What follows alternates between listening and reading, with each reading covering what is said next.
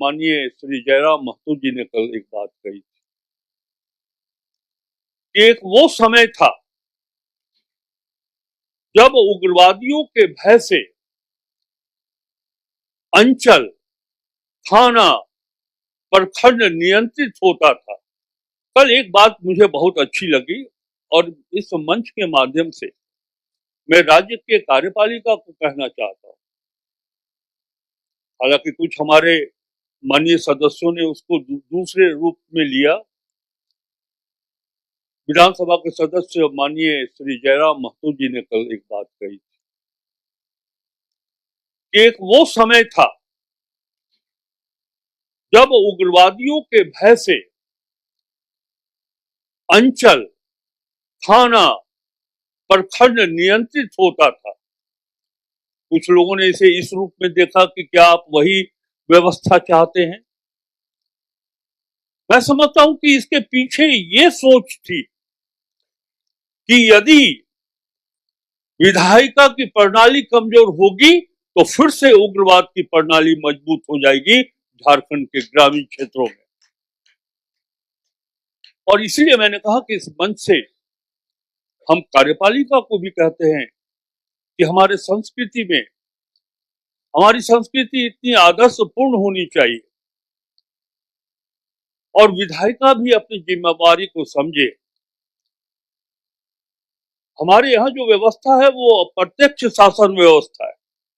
जनता हमें चुनती है, हम सरकार को चुनते हैं। तो इसका मतलब ये नहीं कि हमारी जिम्मेवारी खत्म हो गई। आप अपनी विधायी शक्ति को जान लीजिए, लेकिन उस लोकतांत्रिक व्यवस्था के दायरे में रह करके कोई हिंसक सोच नहीं रखनी है।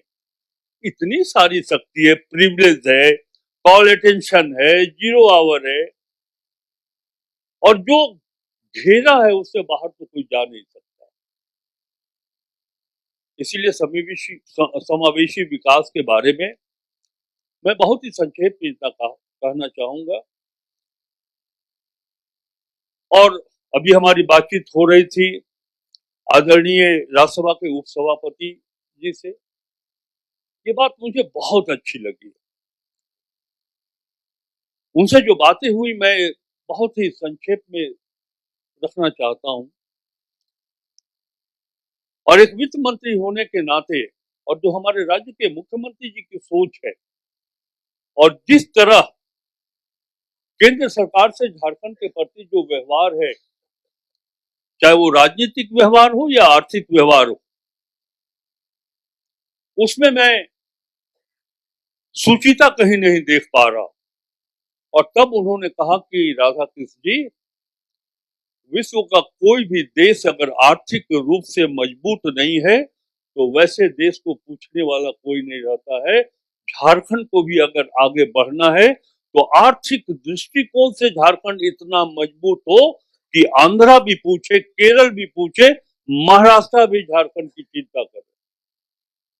और मैं इस मंच को विश्वास दिलाना चाहता हूं कि माननीय मुख्यमंत्री जी के नेतृत्व में और एक वित्त मंत्री होने के नाते हम सबों का ये प्रयास है, हम सब इसके लिए कृत संकल्पित हैं कि हम अपने राज्य के आर्थिक स्रोत को बढ़ा करके कैसे इस राज्य का समावेशी विकास करें, ये इसके लिए हम प्रतिबद्ध। लेकिन चिंता की बात ये, हम केंद्र सरकार से भीख नहीं मांग रहे, हमारा अधिकार है। केंद्रीय करों में जो राज्य की हिस्सेदारी होनी चाहिए, जब वो राशि हमें नहीं मिल सकती, नहीं मिलती, जब भारत सरकार के द्वारा ग्रांट्स इन एड में हमको हमारे लिए जो निर्धारित राशि है वो नहीं मिलती, तो झारखंड तो अभी नया राज्य है। केंद्र की अगर ये सोच बनती है कि चूंकि हमारी वहां सरकार नहीं है इसीलिए उसको दूसरी नजरों से देखे या उधर कम नजर डाले, तो मैं समझता हूं कि जो संघीय व्यवस्था है हमारे संविधान के द्वारा जो दिया गया है ये कमजोर हो। मैं ये विश्वास दिलाना चाहता हूं मंच को कि झारखंड की वर्तमान सरकार समावेशी विकास के प्रति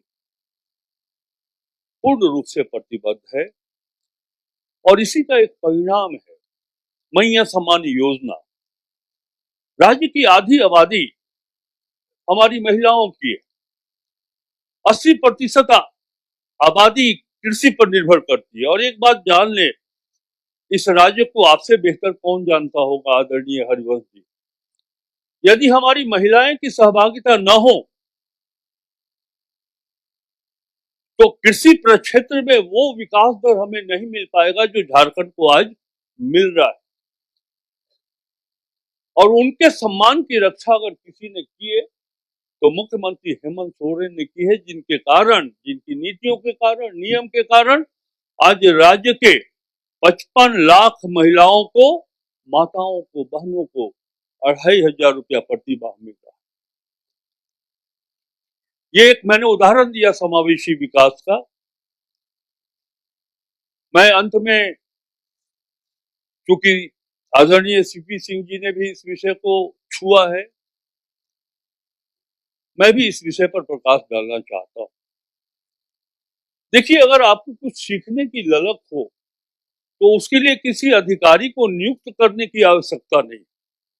1980 में मैं जब पहली बार विधायक हुआ था एकीकृत बिहार में, तो डेहरी ऑन सोन में 6 अनुसूचित जाति की हत्या हो गई। डॉक्टर जगन्नाथ मिश्रा मुख्यमंत्री थे और उनको लगा कि एक पढ़ा लिखा लड़का है। कर्पूरी ठाकुर जी ने कार्य स्थगन प्रस्ताव लाया तो हमारे मुख्यमंत्री ने कहा कि आपको बोलना पड़ेगा, आप सरकार के पक्ष की ओर से वक्ता होंगे।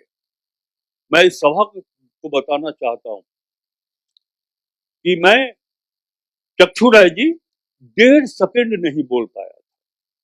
पहली बार मैं विधानसभा गया था, मैं तो किंग कर्तव्य विमूढ़ था। एयर कंडीशन का हॉल देखा था, गद्दे, सीट, गद्दा, मैं बोल नहीं पाया था। और कर्पूरी ठाकुर जी ने मेरे ऊपर ये टिप्पणी की कि राधा कृष्ण जी, आप होमवर्क करके नहीं आए हैं, बैठ जाइए। उनकी ये 2 पंक्ति आज राधा कृष्ण किशोर को संसदीय व्यवस्था में यहां तक पहुंचाया है। अंदर मैंने समझा है कि मैं क्यों नहीं सीखूंगा, और सीखने के लिए किसी अधिकारी की नियुक्ति की आवश्यकता नहीं थी। मैं प्रशाखा में जाता था, क्वेश्चन सेक्शन में जाता था, कॉल अटेंशन सेक्शन में जाता था। सीखा हूं। मैं ये नहीं कह रहा हूं कि मैं परिपूर्ण हो गया, लेकिन सीखने की ललक अगर विधायिका के पास नहीं होगी तो कोई आपको सिखा नहीं सकता। बहुत बहुत धन्यवाद। जय हिंद।